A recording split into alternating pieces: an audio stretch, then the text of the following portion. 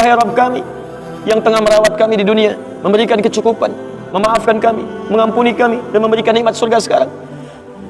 Ya Rabbuna, ya Rabbuna, wahai Rabb kami, hum ashabuna, mereka ada di antara teman-teman kami. Qala Rasulullah sallallahu alaihi wasallam, bersabda Rasulullah sallallahu alaihi wasallam fi ma rawahu Abu Sa'id Al-Khudri, pada hadis yang diriwayatkan oleh sahabat Abu Sa'id Al-Khudri radhiyallahu taala anhu, qala, beliau menyampaikan, qala Rasulullah sallallahu alaihi wasallam bersabda, lihat kalimatnya, bima makna, lihat, saya langsung ke ujung hadisnya saja karena ini cukup panjang sekali.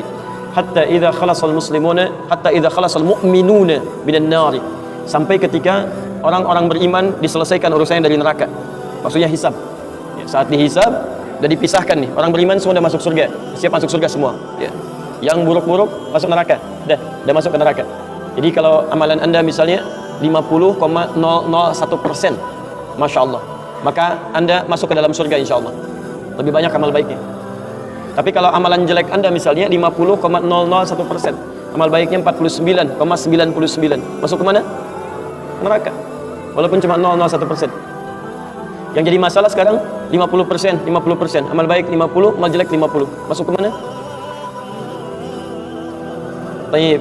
Nah itu belum ke surga dan tidak ke neraka. Lihat kalimat saya, belum ke surga, tidak ke neraka. Disimpan di tempat yang tinggi, yang bisa teramati keduanya. Bisa melihat ke surga, bisa terdengar jerit neraka. Kalau lihat udah nggak tega, udah nggak kuat ke neraka. Terdengar jerit neraka.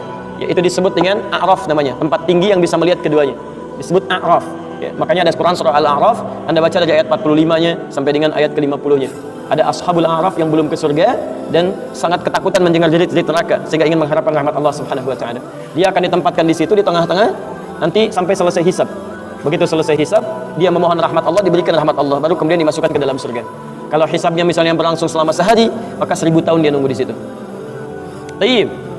Hatta idza khalasal mu'minuna minan nar, sampai ketika orang-orang beriman itu ya, mulai diselesaikan dari urusan nerakanya. Tayyib, sudah mulai masuk ke dalam surga.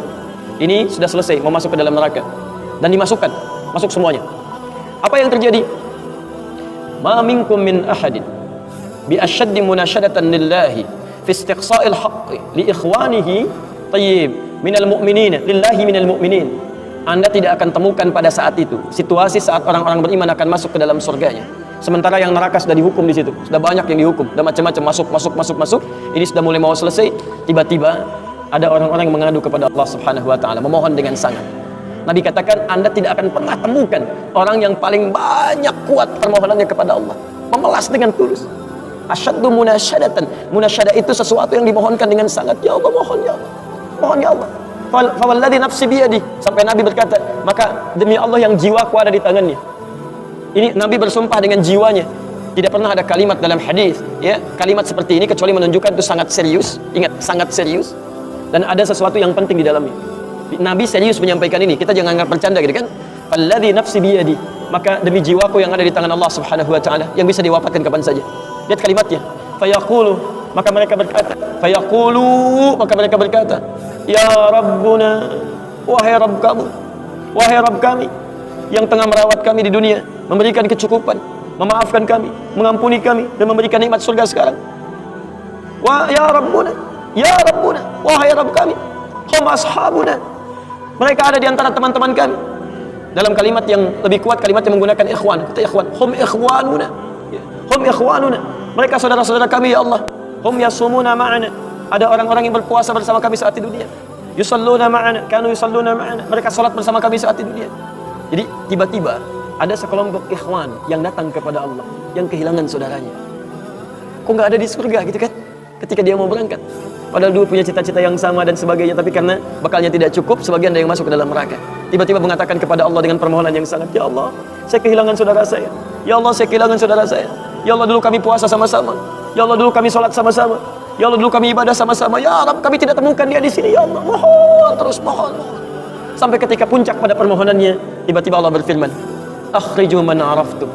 Hei para malaikat, keluarkan orang yang dikenali oleh orang-orang ini, yang disebutkan tadi. Keluarkan mereka dari neraka. Tiba-tiba dikeluarkan. Bertemulah orang-orang ini dengan temannya. Sampai Allah kemudian dengan rahmatnya katakan lagi, akhriju man kana fi qalbihi mithqala dzarratin minal iman. Keluarkan sampai yang ada titik terkecil iman dalam hatinya, keluarkan dari neraka.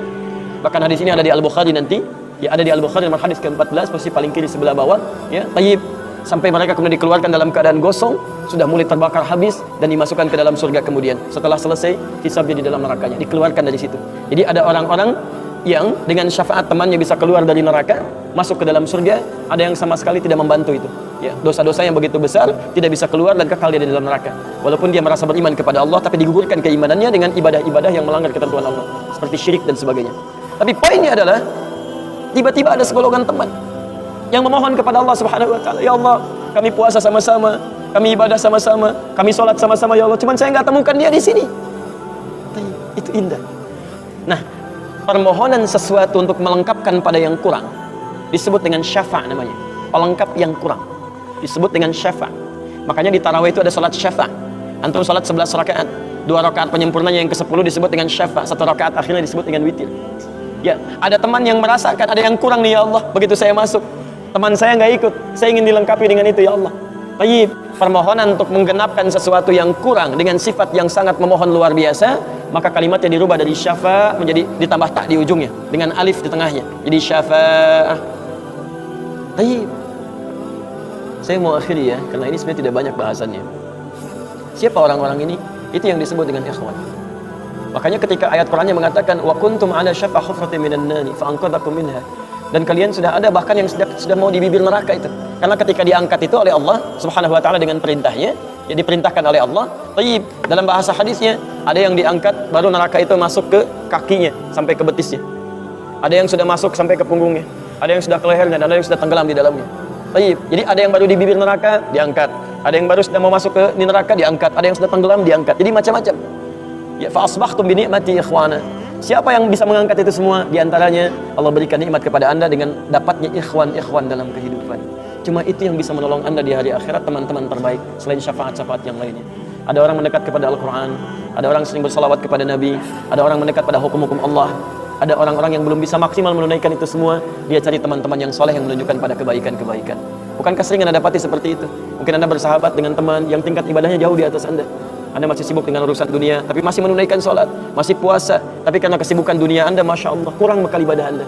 Tapi beruntungnya Anda dengan punya teman yang soleh, berjamaah dengan imam yang soleh, puasa dengan dia, buka sama-sama, kadang sering ikut-ikut misalnya dalam ta'limnya, dalam macam-macamnya, Masya Allah. Maka tiba-tiba ketika Anda dikenal oleh dia, diingat oleh dia, di akhirat nanti, tidak ditemukan Anda. Ya Allah, dia kawan saya ya Allah, dia teman saya ya Allah, dia saudara saya ya Allah, kami pernah ta'lim sama-sama ya Allah, kami pernah puasa sama-sama ya Allah, kami pernah sholat berjamaah sama-sama ya Allah. Mohon jangan pisahkan ya Allah, jangan pisahkan. Tanya, sudah Anda punya teman seperti itu yang bisa menolong dalam kebaikan? Kalau belum temukan, cepat cari mumpung masih hidup. Sebab kalau sudah kehidupan itu berakhir, tidak mudah untuk menemukannya. Maka pastikan di kantor Anda, teman Anda bisa membawa Anda ke surga. Pastikan di rumah Anda, pasangan hidup Anda adalah teman yang bisa membawa Anda ke surga. Pastikan di tempat kehidupan Anda, siapapun tetangga Anda, kerabat Anda, teman-teman sekolah anak Anda adalah teman yang bisa mengingatkan dan membantu Anda untuk mencari Anda bisa masuk ke dalam surga.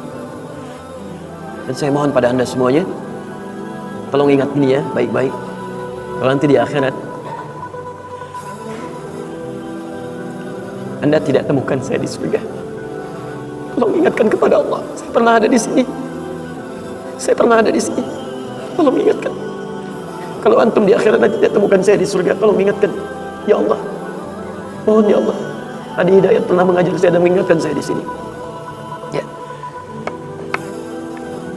Subhanakallahumma wa bihamdika asyhadu an la ilaha illa anta astaghfiruka wa atubu ilaik. Wa akhiru da'wana alhamdulillahi rabbil alamin. Assalamualaikum warahmatullahi wabarakatuh.